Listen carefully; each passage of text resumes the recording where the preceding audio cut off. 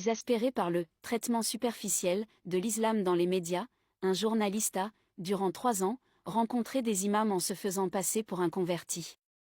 Bilan, les plus brutaux préceptes du Coran y sont transmis littéralement. Mais souvent avec le sourire.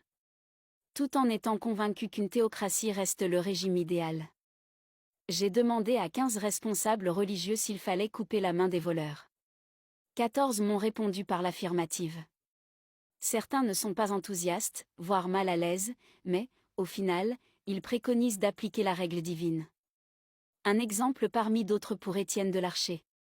Ce journaliste ne s'attendait pas à trouver des interprétations du Coran si peu tempérées dans les mosquées de France. Il en a fréquenté 70 sur 3 ans, à raison d'une ou de plusieurs visites. Délibérément, je n'ai pas ciblé des mosquées repérées comme des foyers de radicalisation, précise cet auteur d'une enquête publiée sous pseudonyme et menée en mode « infiltration ». En se faisant passer pour un converti qui se pose des questions.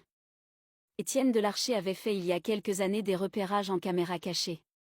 Il réfute tout biais idéologique et a fortiori islamophobe. Il suffit de le lire pour percevoir une démarche professionnellement solide. Frontale, sans prise de hauteur, mais c'est probablement ce qui fait aussi sa force. Patriarcat totalement décomplexé, ce qui a poussé ce journaliste de télévision à se consacrer durant de longs mois à un sujet aussi sensible, c'est le traitement très superficiel de l'islam dans les médias, notamment audiovisuels. C'est traité par des éditorialistes et non par des journalistes de terrain. On a par exemple passé des semaines sur le burkini, alors que c'est un phénomène anecdotique, dérisoire. Cette enquête se veut une immersion dans un islam ordinaire. La méthode d'Étienne Delarcher consiste à questionner les imams sur des points de friction avec la société française et donc sur la compatibilité des lois coraniques avec celles de la République. Dès les premières pages, les réponses données sur la place des femmes sont édifiantes.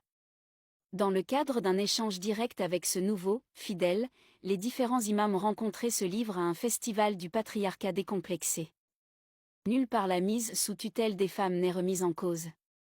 Et les conseils conjugaux, délivrés par les imams, font froid dans le dos. En cas d'insoumission persistante de l'épouse, si les conseils du mari pour la remettre dans le droit chemin ne suffisent pas, alors tu dois la taper, mais pas au visage, car tu risquerais de lui casser le nez ou de lui crever un œil et tu serais obligé de payer, développe un imam. Le journaliste à l'épreuve. Il a conservé des dizaines d'heures d'enregistrement contenant des propos de religieux poussant à commettre des délits ou des crimes. Au nom du respect de la parole du prophète. Étienne Delarcher a été frappé par le contraste entre l'accueil souvent affable et souriant de ses interlocuteurs et la teneur de leurs propos. Ce n'est jamais un discours de haine, hormis peut-être à l'encontre de l'homosexualité. C'est une radicalité proférée gentiment. Les propos rapportés proviennent de conversations, privées, et non des prêches du vendredi. Le discours public est beaucoup plus contrôlé, car pèse toujours la menace d'une expulsion, analyse le journaliste, qui estime que s'il se présente dans une mosquée professionnellement, à découvert, on peut lui servir un discours très républicain. Au cours de son enquête, il a tout de même échangé avec des religieux se démarquant d'une interprétation littérale du Coran, mais chacun propose ses propres arrangements avec ses textes écrits il y a plus de 1000 ans, c'est un peu du bricolage. Bilan de ce sondage en profondeur, l'esprit des Lumières reste globalement à la porte des mosquées de France. On parle beaucoup du salafisme, des islamistes, mais le cœur du problème c'est que l'islam est une religion non réformée.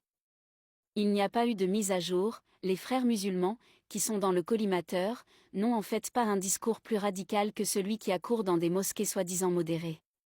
Un idéal théocratique très partagé au-delà de l'idéalisation de « l'âge d'or indépassable », des premiers temps de l'islam, pas un seul de mes interlocuteurs n'a défendu la laïcité, ils espèrent l'avènement d'un système théocratique. Quand l'un des imams interrogés fustige l'État islamique devant le « converti », il lui conseille dans la foulée un « livre du Moyen-Âge qui glorifie le djihad et la mort en martyr ». La parution d'extraits de l'enquête dans Marianne a fait réagir la mosquée de Villeurbanne. Le Conseil des mosquées du Rhône, CMR, conteste solennellement que les imams habilités de la mosquée aient pu tenir les propos qui sont prêtés à l'un d'eux, rapporte le site Safir News, qui suit l'actualité de la communauté musulmane. Le philosophe Fakir Korshan, lui, ne doute pas de la véracité des propos rapportés dans le livre.